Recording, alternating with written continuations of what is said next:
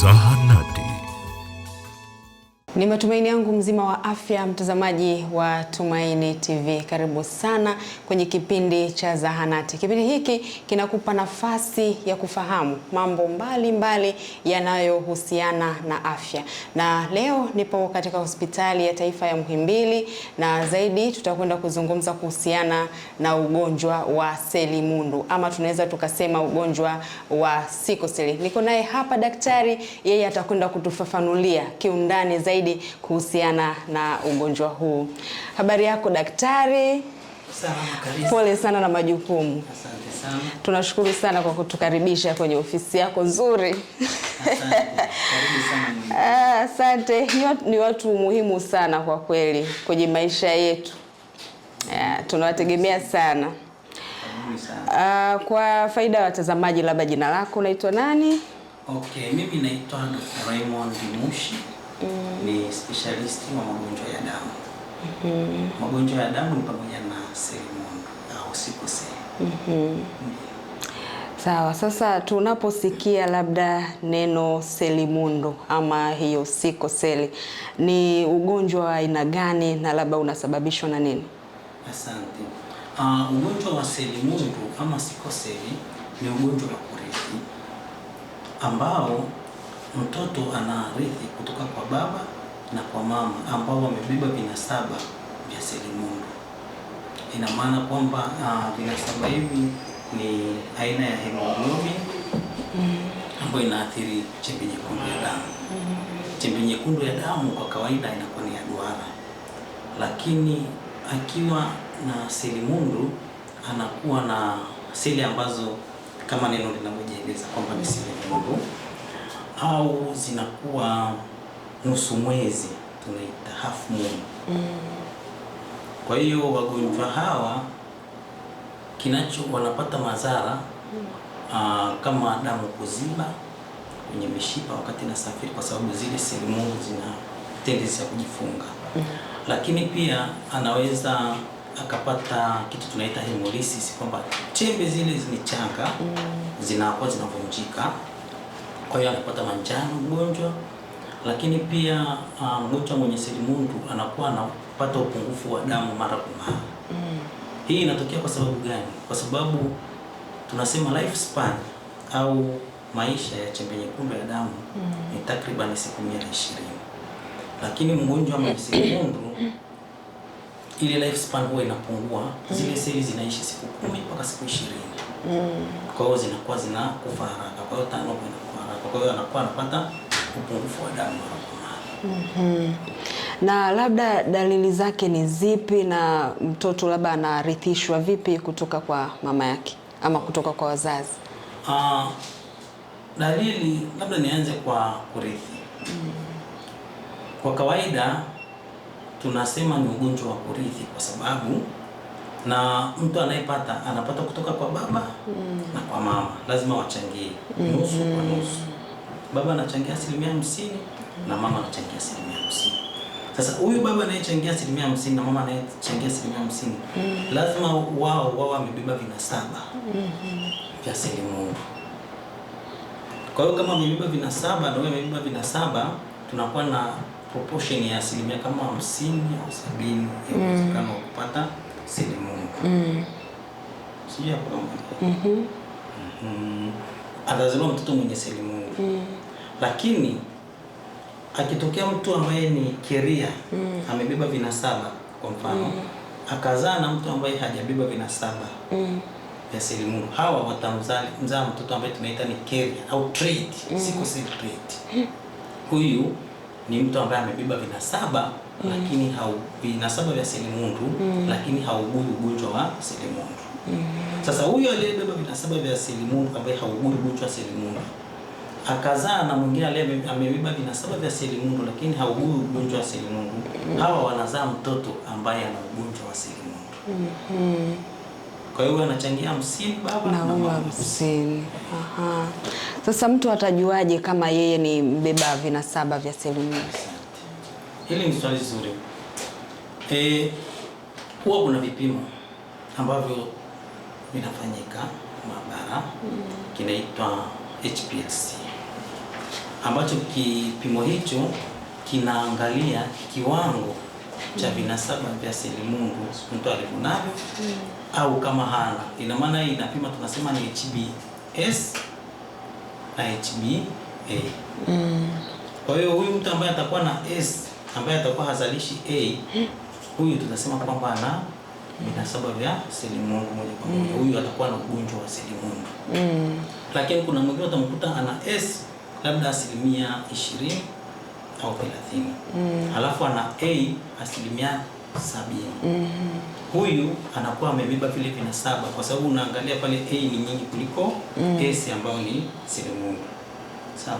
Huyu atakuwa amebeba vinasaba. Sasa huyu mwenye vinasaba atakapokutana na mwenzake ambaye ana vinasaba, wana uwezekano wa kumzaa mtoto mwenye S ambaye ni mwenye ugonjwa wa selimundu. Na ni njia zipi labda za matibabu ambazo mnazitumia kwa wagonjwa hawa wa selimundu? Asante. Matibabu ya selimundu kwa sasa hivi nchini kwetu, lakini pia kimataifa, yako advanced. Zamani kwanza ilianza kwamba wanatumia tu dawa ya folic acid.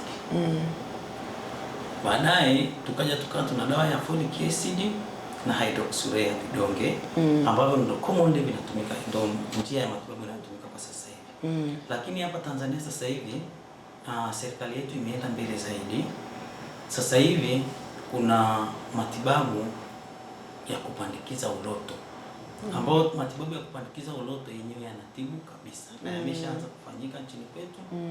Yamefanyika Benjamin Mkapa Hospital. Yaani ukipandikizwa hapa unapona kabisa sasa. Ukipandikizwa anapona kabisa. Kwa sababu zile seli mama ambazo ndo zinazalisha hemoglobin zinaondolewa, zinakuwa replaced, anapata kutoka kwa mtu ambaye ana seli mama ambazo hazina vinasaba vya selimundu. Kwa hiyo hii ni njia ambayo inatibu, na hapa nchini kwetu imeshaanza kufanyika. Inafanyika Benjamin Mkapa Hospitali, lakini pia na Muhimbili tutaanza kufanya sisi. Na gharama zake labda? Gharama kwa kweli serikali inachangia. Serikali inachangia kwa asilimia kubwa, kwa sababu gharama zake ni kubwa kidogo. Lakini zinazofanyika Benjamin Mkapa ni msaada wa serikali ya Tanzania. Wao hawachangii hata kidogo wagonjwa, ama kuna kiasi ambacho wanachangia? Kwa matibabu hawachangii. Sawa. Sasa lakini pia kuna matibabu mengine ya vinasaba sasa. Tunasema gene therapy, ambayo yameshaanza kwenye nchi za wenzetu na huko kwetu yanakuja.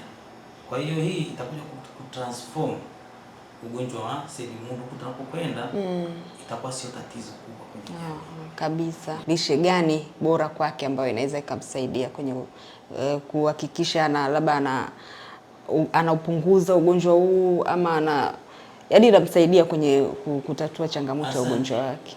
Kwenye matibabu ya lishe haswa kwa selimundu hakuna matibabu maalum. Mgonjwa mwenye selimundu anaweza akashiriki chakula chochote ambacho kinashirikiwa kwa wanakula wa familia, ili mradi chakula kiwe na virutubisho vyote vinavyohitajika kwenye mwili wa binadamu. Kama ni mtu mzima tunasema labda aepuke vile vitu vingine ambavyo wenyewe ni riski, kwa mfano ulevi, madawa, hivyo anaepuka. Lakini lishe haswa inayoliwa na binadamu inatosha. Ili huyu mgonjwa asiwe anaugua na kulazwa hospitali mara kwa mara au kuattend hospitali mara kwa mara, kuishiwa damu mara kwa mara, tunasema mgonjwa mwenye selimundu kama anaenda kliniki, anapata dawa hydroxyurea folic, anakunywa maji ya kutosha, anajikinga na baridi, anajikinga na maambukizi na stress at least, na stress zisizokuwa za lazima kwenye maisha na avoid, huyu mtu atakuwa anaishi a free life kama mtu mwingine. Kwa sababu hii hydroxyurea inasaidia kuzifanya zile seli tulisema zinatakiwa ziwe za duara, zinakuwa nusu duara, kama mara mwezi, kama nusu mwezi nusu mwezi. Kwa hiyo ile hydroxyurea inafanya zile seli zinarudi kuwa za duara. Kwa hiyo unaona kama unaitumia hydroxyurea, anatumia folic acid, atakuwa yuko vizuri. Nawe nakunywa na maji ya kutosha. kutosha. Athari zake kwanza ni zipi? Ugonjwa wa selimundu kwa sababu ni ugonjwa unao affect damu.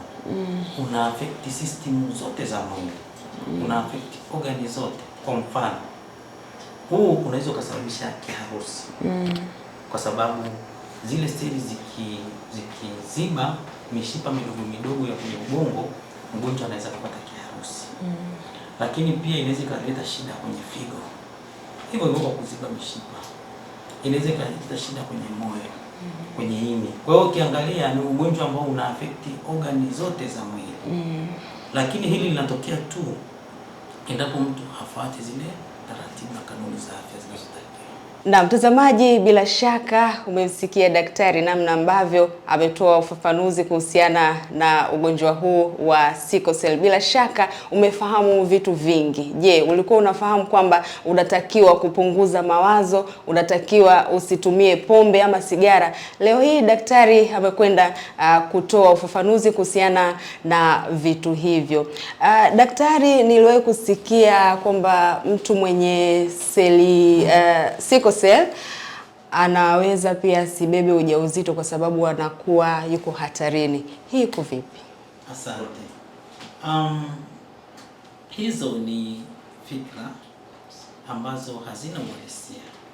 Mtu mwenye selimundu anatumia dawa na anafuata kanuni zote za afya, anaoishi maisha ya kawaida kama anavyoishi binadamu mwingine yoyote. Tofauti tu ni kwamba yeye anakuwa anatumia dawa, lakini anaweza kubeba ujauzito, wanazaa, anakuwa na familia, anafanya kazi, anaishi maisha kama binadamu mwingine.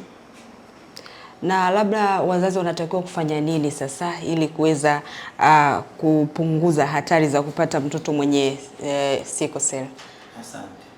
Kwa dunia ya sasa hivi, kwa sababu umeangalia kwamba huu ni ugonjwa wa kurithi, na kurithi ugonjwa huu ina maana unaupata kwa sababu baba na mama wote wanakuwa wamebeba vinasaba vya selimundu. Kwa hiyo kitaalamu inashauriwa kwamba wafanye kipimo cha tunakiita ni HPLC ili kuangalia kama mtu amebeba vinasaba au hajabeba. Inashauriwa kwamba mwenye vinasaba vya selimundu basi azae na mtu ambaye hana vinasaba. Hii itasaidia kupunguza kuzaa watoto wenye vinasaba wenye selimundu. Aha. Na labda serikali, kwa sababu ni daktari wa ugonjwa unafahamu kiundani, serikali labda na jamii inasaidia vipi kuweza kukabiliana labda na changamoto hii ya sickle cell? Serikali ya Tanzania kwa kweli inafanya juhudi kubwa sana kwenye kupambana na ugonjwa wa sickle cell. Especially zinatolewa elimu mbalimbali, lakini upatikanaji wa dawa, uwepo wa wataalamu kwa ajili ya kutibu selimundu, upatikanaji wa dawa za selimundu, lakini pia sasa unaona serikali yetu imeenda mbali zaidi, inafadhili watu kwa ajili ya kupandikiza uloto. Kupandikiza uloto tumesema ni njia pekee ambayo inatibu selimundu. Kwa serikali yetu imeanza na inaendelea. Kwa hiyo tunaipongeza. Sawa sawa. Lakini pia tunakwenda sasa kwenye matibabu ya vinasaba, genetic therapy, gene therapy, ambayo serikali yetu iko mbioni, inapambana kuhakikisha wananchi wake wanapata huduma bora, especially wale watu wenye sickle cell na maradhi mengine. Sawa sawa. Nikushukuru sana daktari. Na mtazamaji wa Tumaini TV, tunakwenda mapumziko mafupi. Tukirejea tutaendelea na kipindi hiki cha Zahanati. Endelea kuwa nasi.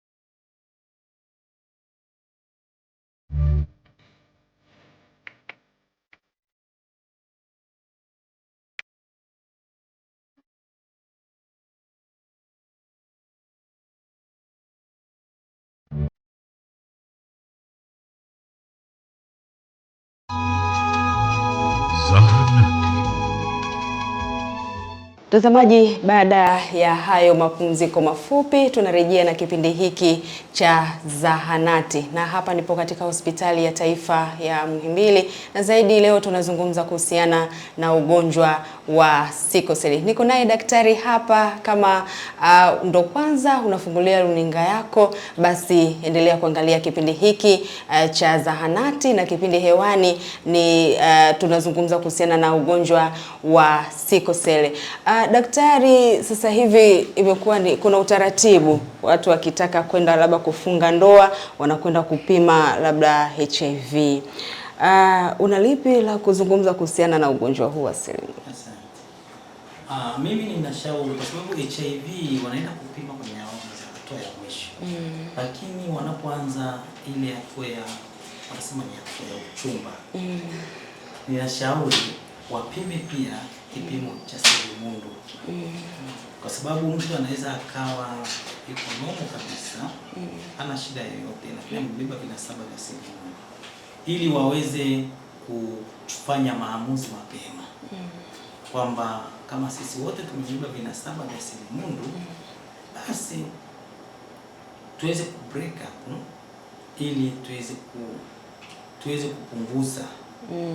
kupunguza uwezekano wa kuzaa au kuongeza hawa watu wanaougua ugonjwa wa selimundu ambao unapatikana kwa baba akiwa amebeba vinasaba na mama akiwa amebeba vinasaba. Kwa hiyo tuwe tunafanya mapema, tusisubiri mpaka siku ndoa kesho. Leo tumepima wote ni carrier, ni trait, ni sickle cell trait, alafu ndo tunaanza kuchukua maamuzi ambayo yataumiza. Lakini tukifanya mapema kabla hata ya kuingia kwenye uchumba, inakuwa ni vizuri zaidi. Na mmeshaanza labda kutoa ushauri huo ama bado? Sisi tumeshaanza kutoa ushauri huo na tunaendelea. Na mwitikio upoje labda? Mwitikio ni mkubwa, japo sio kwa sana, lakini tunajua kadri tunavyoendelea kutoa elimu ya afya kwa jamii, watu wataelewa na mwitikio utakuwa mkubwa kama ilivyokuwa wakati wa HIV. Kwa hivyo, lakini sasa hivi watu wameshaelewa. Sawa. Labda tatizo hili la sickle cell liko kwa kiasi gani katika nchi yetu? Asante. Kwa sickle cell kwa Tanzania sasa hivi kwa mwaka wanazaliwa watoto takriban 8,000 mpaka 11,000 wenye sickle cell. Na Tanzania ni nchi ya 5 duniani kwa wingi wa wagonjwa wenye sickle cell. Hii itakuonyesha, utaona burden ya sickle cell ilivyo Tanzania, ilivyokuwa kubwa Tanzania. Na hii inatupa alert tuchukue maamuzi mapema, na ndio maana serikali yetu imeanza kuchukua hatua zinazoonekana zinazofanywa na serikali kwa ajili ya kupunguza hii prevalence ya sickle cell kwa Tanzania. Kwa sababu ni kubwa, sisi ni nchi ya 5 duniani. Na kwa Afrika nchi ambazo zimetutangulia ni Algeria, DRC Congo. Yes. Na mmekuwa watoto wamekuwa wakizaliwa ambao wanazaliwa na ugonjwa huo wa sickle cell. Labda vipi kuhusiana na wazazi wao pale mnapowapa taarifa kwamba mtoto wako labda ana tatizo hili, mwitikio ama mapokeo yake huwa yako vipi? Asante. Sisi hospitali huwa tuna utaratibu wa namna ya kumwambia mtu kitu ambacho unajua hiki kidogo kitamuumiza. Lakini tunafanya counseling, tunampa elimu, anaelewa. Tunamwelekeza namna ya kufanya ufuatiliaji wa afya ya mtoto anapogundulika na sickle cell. Kwa hiyo huwa wanaelewa na wengi huwa wanafuatilia afya za watoto wao mpaka wanakuwa, mtoto anasoma, anafika chuo kikuu, anakuwa na familia yake, anakuwa na maisha yake. Ili mradi tu anafuata zile kanuni za afya ambazo tunawafundisha. Kila anapokuja kliniki anapewa elimu. Okay. Sawa. Na labda kwa takwimu sasa, ulisema kwamba watoto wanazaliwa 8,000 kwa mwaka. Labda jinsia gani wanakuwa wengi zaidi kulinganisha kike au wa kiume wanazaliwa na ugonjwa huu wa sickle cell? Asante. Ugonjwa wa sickle cell hauzingatii jinsia. Kwa sababu huu tunasema kwamba una affect vinasaba. Kinasaba cha 11 ambacho tunaita beta hemoglobin, ambayo hii haizingatii jinsia, weza mwanamke au mwanaume aliyezaliwa wakati huo akawa kwenye kupata hii ugonjwa anakuwa amepata, regardless kama ni mwanamke au mwanaume. Sawa. Na labda ukifika level gani ya ugonjwa huu unaweza ukapoteza maisha? Kama nilivyosema, mgonjwa wa sickle cell akifuata kanuni zote za afya ataishi maisha yake aliyopewa na Mwenyezi Mungu hapa duniani. Kupoteza maisha inatokea tu labda kama mtu hafuati zile kanuni za afya. Haendi kliniki, hatumii dawa. Kule kliniki wanafundishwa wanatumia maji, wanakunywa maji ya kutosha. Akwepe mazingira ya baridi. Hakwepi kupata maambukizi ya magonjwa mengine, lakini kama atakuwa anafuata hizo kanuni, huyu ataishi maisha yake yote aliyopewa na Mwenyezi Mungu. Kwa hiyo ataishi ila ana ugonjwa upo, ila anakuwa tu amejiepusha yani anakuwa hazidiwi. Atakuwa hazidiwi kwa sababu kama nilivyosema, huyu atakuwa anatumia dawa mfano ya Toxurea ambayo tumesema inazibadilisha zile seli shape zinakuwa za duara kama seli nyingine. Kwa hiyo atakuwa anaishi tu. Lakini atakapokuja labda ameacha dawa, atumii dawa, aende kliniki, zile seli zitarudi kujikunja. Hapo sasa ndo atapata madhara. Kwa hiyo anatakiwa awe anatumia dawa yani maisha yake yote, ama kwamba kuna stage akifika ndo anatakiwa anatumia hiyo dawa? Huyu atatumia kwa maisha yake yote. Lakini kwa sababu atakuwa anahudhuria kliniki, huwa kuna sababu ambazo hizo zinatokana na changamoto za kiafya au changamoto za dawa ambazo zinaweza zikasababisha daktari akiwa kliniki anaweza kaziona akamwambia labda stop hii dawa kwa kipindi fulani, alafu aendelea. Wakati anaendelea kliniki daktari anamwangalia. Lakini maisha yake yote anatumia dawa. Lakini transplant kama nilivyosema inafanyika kwa watoto. Na Tanzania tumeanza kufanya, tunategemea tutatengeneza kizazi kijacho chenye sickle cell ambacho hakitakuwa kinatumia dawa. Sawa. Na vipi daktari, ikatokea baba ana shida hii ya sickle cell na mama naye ana shida hii ya sickle cell? Hawa watazaa mtoto mwenye sickle cell. Kwa nini? Kwa sababu wote wamebeba vinasaba vya sickle cell. Hawawezi kuzaa mtoto ambaye hana vinasaba vya sickle cell. Sawa. Mimi nikushukuru sana daktari, labda tu una lipi la kuzungumza kwa jamii kuhusiana na ugonjwa huu wa sickle cell? Mimi naishauri jamii wawe na tendency ya kupima afya zao mara kwa mara, lakini pia kabla ya kuanza mahusiano ambayo yatawapeleka kuwa mke na mume, basi waweze kupima kama wamebeba vinasaba vya sickle cell ili waweze kufanya maamuzi yaliyo sahihi. Sawa, nimesikia hapo kwenye kupata matibabu. Sasa kuna watu ambao wanashindwa namna ya yani namna ya kupata labda matibabu, labda gharama zake zinaweza akaweza kuzimudu, ama kuna ambao wanashindwa kabisa kumudu matibabu haya? Kushindwa kumudu matibabu kwa se inaweza ikatokea, lakini kuna taasisi ambazo zinasapoti. Serikali yetu nayo inasapoti sana kwenye matibabu. Kwa hiyo wagonjwa wengi wanapata matibabu. Sawa. Na mtazamaji, bila shaka umefahamu kwa undani zaidi kuhusiana na ugonjwa huu wa sickle cell. Kama ambavyo umemsikia daktari, ni mengi sana amezungumza kuhusiana na ugonjwa huu. Mimi naitwa Grace Kuni, hadi wakati mwingine, kwa heri.